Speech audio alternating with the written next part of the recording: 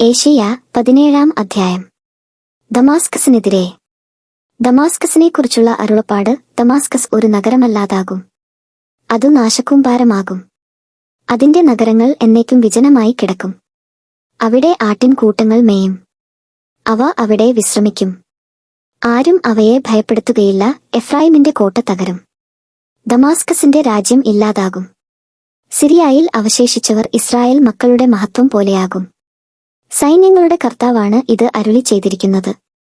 അന്ന് യാക്കോബിന്റെ മഹത്വം ക്ഷയിച്ചു പോകും, അവന്റെ ശരീരം മേധസ്സു ക്ഷയിച്ചു മെലിഞ്ഞു പോകും.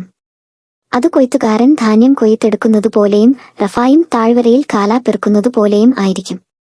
ഒലിവ് തല്ലുമ്പോൾ അതിന്റെ ഉയർന്ന കൊമ്പുകളുടെ അറ്റത്തു 2-3 പഴങ്ങളോ ഫലവൃക്ഷത്തിന്റെ ശാഖകളിൽ 4-5 കായ്കളോ ഉണ്ടാകുന്നതുപോലെ കാലാ പെറുക്കാൻ ചിലത് അവശേഷിക്കും എന്ന് ഇസ്രായേലിന്റെ ദൈവമായ കർത്താവ് അരുളി ചെയ്യുന്നു.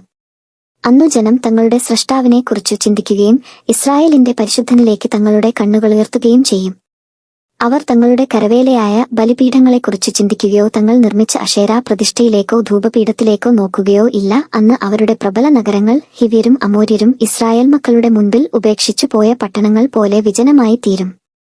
എന്തെന്നാൽ നിങ്ങളുടെ രക്ഷകനായ ദൈവത്തെ നിങ്ങൾ മറന്നുകളയുകയും നിങ്ങളുടെ അഭയശിലയെ നിങ്ങൾ വിസ്മരിക്കുകയും ചെയ്തു. അതിനാൽ നിങ്ങൾ തോട്ടങ്ങൾ നട്ടുപിടിപ്പിക്കുകയും അന്യദേവന്മാർക്കു വേണ്ടി തണ്ടുകുത്തുകയും നടുന്ന ദിവസം തന്നെ അവ മുളയ്ക്കുകയും ആ പ്രഭാതത്തിൽ തന്നെ അവ പൂവിടുകയും ചെയ്താലും ദുഃഖത്തിന്റെയും അപരിഹാര്യമായ വേദനയുടെയും ദിനത്തിൽ അതിന്റെ വിളവ് നശിച്ചു പോകും. അതാ അനേകം ജനതകൾ ഇരമ്പുന്നു, അതു സമുദ്രത്തിന്റെ മുഴക്കം പോലെയാണ്. അതാ ജനതകളുടെ ഗർജനം മഹാസമുദ്രങ്ങളുടെ ഇരമ്പൽ പോലെയാണ്.